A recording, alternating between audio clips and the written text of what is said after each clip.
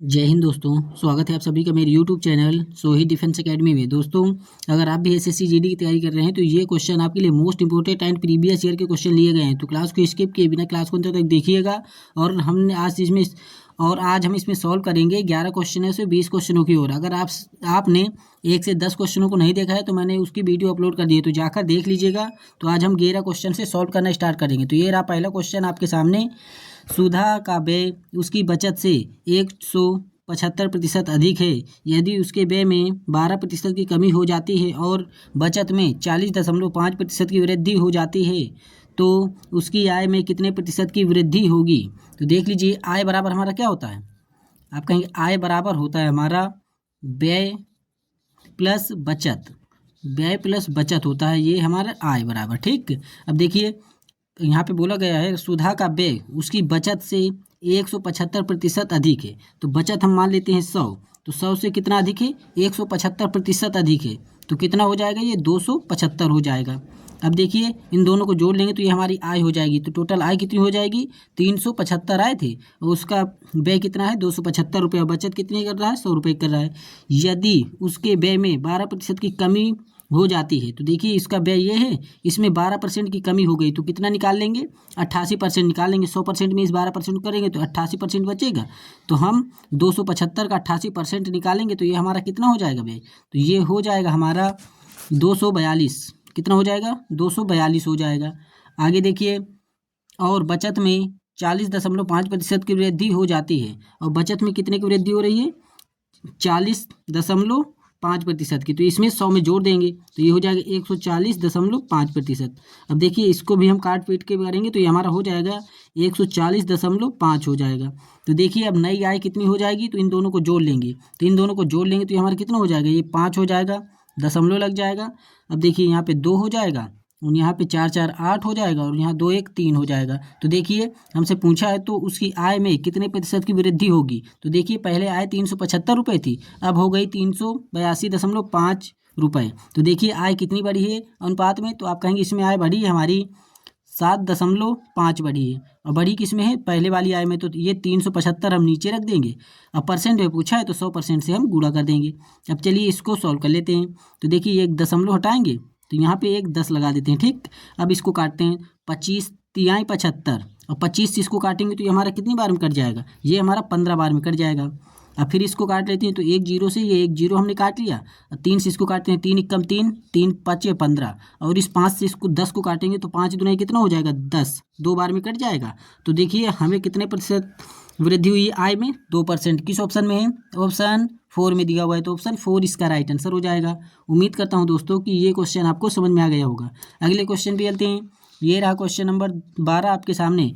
एक लंबवृत्तीय शंकु की ऊंचाई 10 सेंटीमीटर है और इसके आधार की त्रिज्या 24 सेंटीमीटर है। शंकु का वक्रपृष्ठीय क्षेत्रफल ज्ञात कीजिए। तो देखिए शंकु का वक्रपृष्ठीय क्षेत्रफल का फार्मूला होता है आपका पाई आर एल होता है। ये होता है आपका एल, मतलब तिर्यक ऊंचाई होती है। तो देखिए यहाँ पे ऊंचाई दिया गया है, देखिए एल क्या होता है, तिर्यक लंबाई होता है। ठीक है, तो देखिए हमारा यहाँ पे ऊंचाई दी गई है और त्रिज्या दी गई है। तो हम सबसे पहले क्या निकालेंगे, सबसे पहले हम निकालेंगे लंबाई। तो देखिए तिर्यक ऊंचाई निकालते हैं तो ये हो जाएगा तिरछी ऊंचाई बराबर, क्या होता है तिरछी ऊंचाई का फार्मूला, तिरछी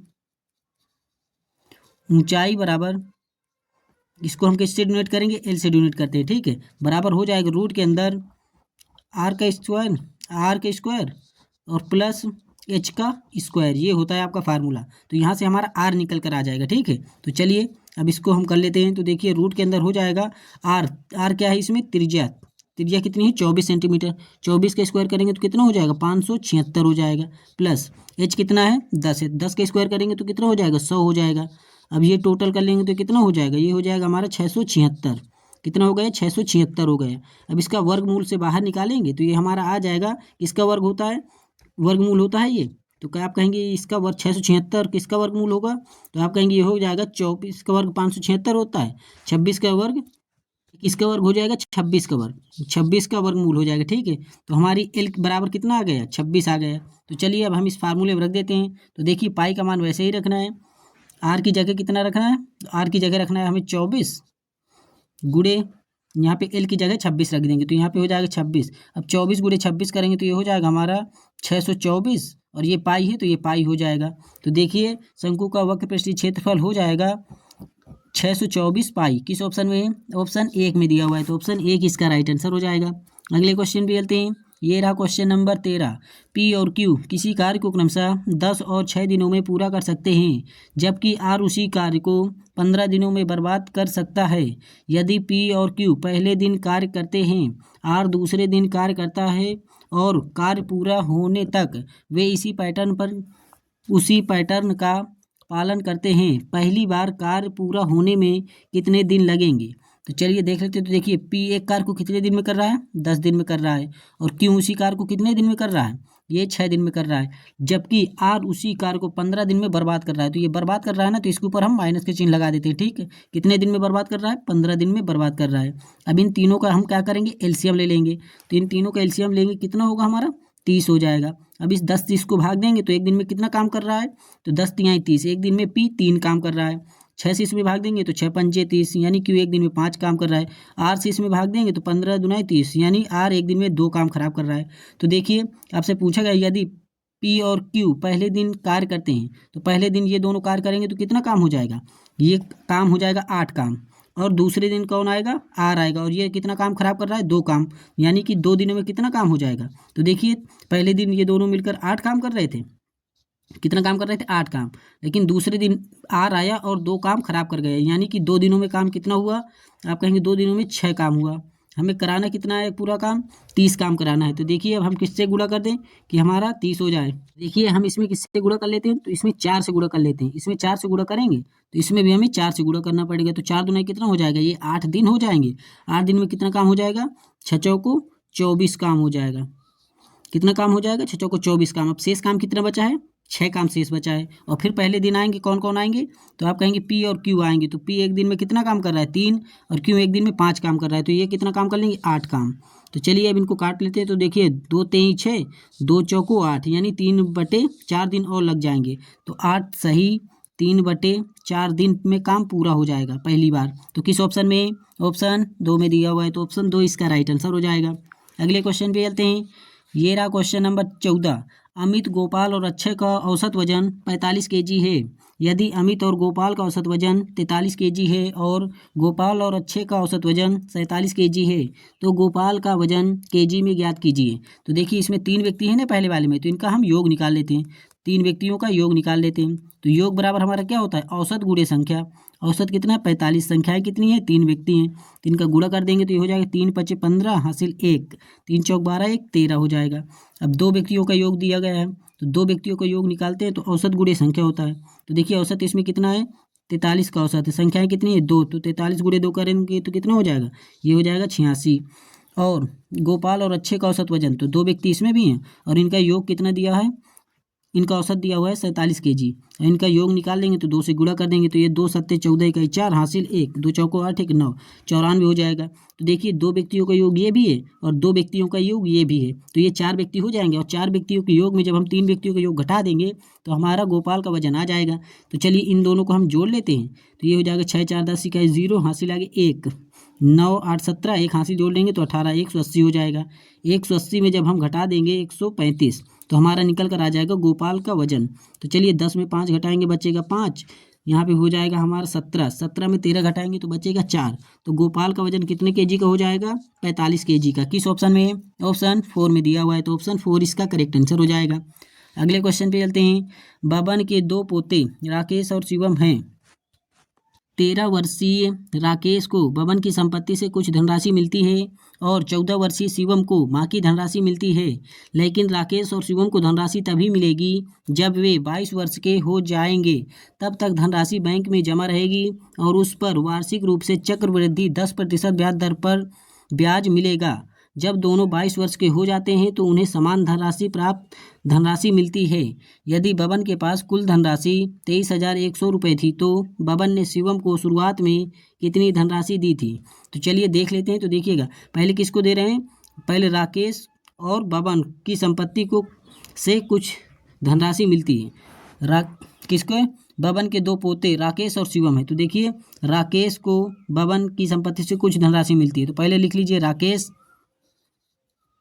और फिर लिख लीजिए किसे, शिवम को मिल रही है, तो एक तरफ लिख लीजिए शिवम, तो ये हो गया शिवम, लिख लीजिए यहाँ पे शिवम, ये हो गया शिवम। अब देखिए 10% की ब्याज दर है ना, तो ये 10% को भिन्न बदलेंगे तो कितना हो जाएगा, 1/10, यानी कि 10 रुपये पहले मिलेंगे, पहले किसको दे रहे थे, राकेश को, तो 10 रुपये मिलेंगे और उसमें एक ब्याज मिल जाएगा, तो 11 रुपये किसे मिलेंगे, शिवम को मिलेंगे। अब देखिए 13 वर्षीय राकेश और 14 वर्षीय शिवम के बीच कितने वर्ष का अंतर है, 1 वर्ष का अंतर है। अगर हम इसके पावर 1 कर देंगे तो हमारे अनुपात की राशि में कोई फर्क नहीं पड़ेगा, तो 10 और 11 कितना हो जाएगा, 21 रुपये दिए गए हैं, लेकिन सवाल में बोला गया है कि कितने दिए गए हैं, 23,100 रुपये दिए गए हैं, तो इसकी वैल्यू हो जाएगी 23,100 हो जाएगा। अब देखिए इसको हम 21 से काटेंगे तो कितनी बार में कट जाएगा, ये हमारा कट जाएगा 11 बार में, तो एक बराबर कितना आ जाएगा, ये आ जाएगा 1100। तो हमसे पूछा यहाँ पे बबन ने शिवम को शुरुआत में कितनी धनराशि दी थी, तो इसका गुणा हम शिवम की राशि से कर देंगे, शिवम की राशि कितनी, 11, तो 1100 का गुणा हम 11 में कर देंगे तो कितना हो जाएगा, 12,100 रुपये हो जाएगा। तो देखिए शिवम को कितने रुपए मिले थे, 12,100 रुपये, ऑप्शन 2 इसका राइट आंसर हो जाएगा। अगले क्वेश्चन पे चलते हैं, ये रहा क्वेश्चन नंबर 16। एक स्कूटर चालक 42 किलोमीटर प्रति घंटा की चाल से यात्रा कर रहा है, 90 मिनट में वह कितनी दूरी किलोमीटर में तय करेगा।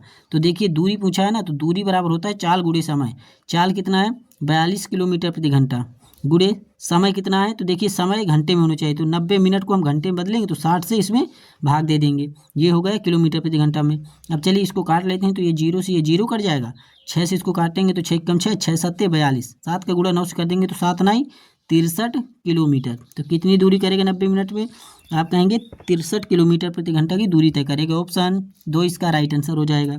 अगले क्वेश्चन पे चलते हैं, ये रहा क्वेश्चन नंबर 17। वह अनुपात ज्ञात कीजिए जिसमें 8.30 प्रति केजी वाले चावल को 5.30 रुपये प्रति केजी वाले चावल के साथ मिलाया जाए तो 6.30% केजी मूल्य का मिश्रण प्राप्त हो।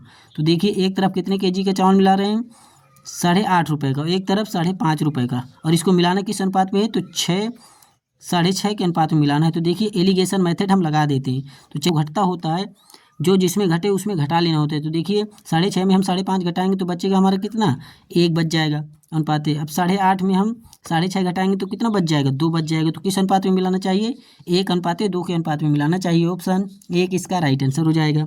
अगले क्वेश्चन पे चलते हैं, ये रहा क्वेश्चन नंबर 18। जाकिर शहर ए से शहर बी तक यात्रा करता है, यदि जाकिर अपनी कार को अपनी सामान्य चाल की 2/4 चाल पर चलाता है तो वह शहर बी तक 45 मिनट देरी से पहुंचता है। यदि जाकिर अपनी कार सामान्य चाल से चलाता तो शहर ए से शहर बी तक यात्रा करने में उसे कितना समय मिनटों में लगता। तो देखिए जब भी आपसे ऐसा क्वेश्चन पूछा जाए ना, तो ऊपर वाले से नीचे वाले में भाग दे दीजिए और शेष पर लिख दीजिए। तो देखिए 2 ऊपर है तो 2 ही रखेंगे, बट 2 से इसमें भाग देंगे 3 में, तो शेष कितना बच जाएगा, 1 बच जाएगा, और इसी 1 को नीचे रख देना है, और जितने मिनट देरी से पहुँच रहा है उसका गुणा कर देंगे। तो देखिए 45 का गुणा 2 से कर देंगे तो ये कितना हो जाएगा, 90 मिनट। तो कितने मिनट में पहुंच जाता हो ए से बी तक, 90 मिनट में पहुंच जाता है, ऑप्शन 1 इसका राइट आंसर हो जाएगा। अगले क्वेश्चन पे चलते हैं, ये रहा क्वेश्चन नंबर 19। माँ और पुत्री की वर्तमान आयु का अनुपात 7:2 है, 12 वर्ष बाद उनकी आयु का अनुपात 9:4 होगा। माँ की वर्तमान आयु कितनी है।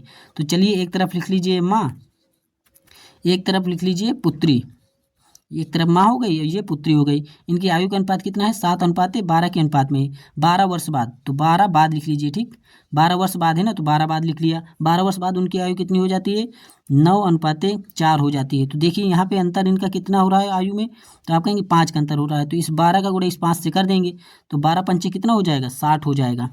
इनका अंतर कितना निकल कर आया, 12 वर्ष बाद 60 का अंतर निकल कर आया। अब देखिए इनका क्रॉस मल्टीप्लाई गुणा कर देंगे और सर्वांतर का चिन्ह लगा देंगे, तो 7 चौक कितना हो जाएगा, तो ये हो जाएगा। यहाँ पे कितना है, 2 है ना, तो ये 1 हटाइए, ठीक, ये 2 1 हमारा गलती से लग गया है, तो 7 चौक कितना हो जाएगा, 28, सर्वांतर का चिन्ह लगा दीजिए, 9 दूना कितना हो जाएगा, 18।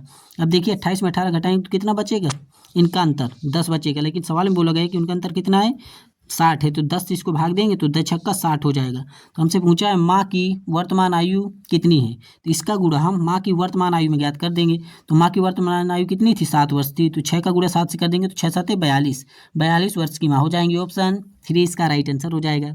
अगले क्वेश्चन पे चलते हैं, ये रहा क्वेश्चन नंबर 20। इस राशि क्लास का आखिरी क्वेश्चन है। एक मेज का अंकित मूल्य 8,980 रुपये है। यदि दुकानदार 19% की छूट देता है तो इसका विक्रय मूल्य कितना होगा। तो देखिए विक्रय मूल्य निकालना है ना, तो विक्रय मूल्य बराबर हो जाएगा अंकित मूल्य। अंकित मूल्य कितना है 8,980 रुपये गुणे छूट कितने परसेंट की दे रहा है 19% की छूट दे रहा है। 19% की छूट दे रहा है तो कितने परसेंट के बेच रहा होगा, तो आप कहेंगे 81% की। तो हमें 8,980 का 81% निकाल देना है। परसेंट हटाएंगे बटे 100 आ जाएगा। अब देखिए एक जीरो से ये एक जीरो कट जाएगा, ठीक है। अब यहाँ पे 10 बचा तो 81 गुणे हम 898 कर लेंगे। 898 करेंगे तो ये हमारा कितना हो जाएगा, तो ये हमारा हो जाएगा 71,000। कितना हो जाएगा ये हमारा हो जाएगा 72,738 हो जाएगा। कितना हो जाएगा 72,738 हो जाएगा। अब इसको भाग किससे देना है 10 से देना है, तो चलिए 10 से इसको भाग दे लेते हैं। तो 10 सत्ते कितना हो जाएगा 10 सत्ते 70, बचेगा कितना 2, 7 उतार लेंगे 10 तिहाई 30। ये 10 तिहाई कितना हो जाएगा 30 हो जाएगा, तो यानी 2 बार जाएगा, तो ये 2 बार होगा तो 10 दूना 20 होगा। अब 27 में 20 घटाएंगे तो कितना बचेगा 7 बचेगा। फिर उसके बाद हम कितना उतार लेंगे 3 उतार लेंगे, तो फिर 10 सत्ते कितना हो जाएगा 70, तो ये हो जाएगा 70 बचेगा। फिर कितना 3, फिर 8 उतार लेंगे तो 10 तिहाई 30, और फिर आगे बढ़ जाएगा यानी 10 तिहाई कितना हो जाएगा फिर ये 30 हो जाएगा। फिर बचेगा हमारा 8।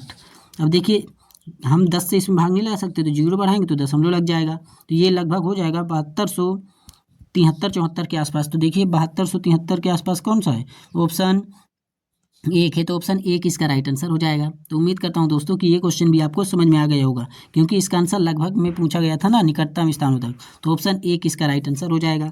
तो दोस्तों कमेंट बॉक्स में बताइएगा कि इनमें से कितने क्वेश्चन किए। क्लास अच्छी लगी हो तो चैनल को सब्सक्राइब कर लीजिए और बेल आइकन को भी ऑन कर दीजिए। मिलते हैं इसी अगली वीडियो में, तब तक के लिए जय हिंद, जय भारत, वंदे मातरम, जय हिंद।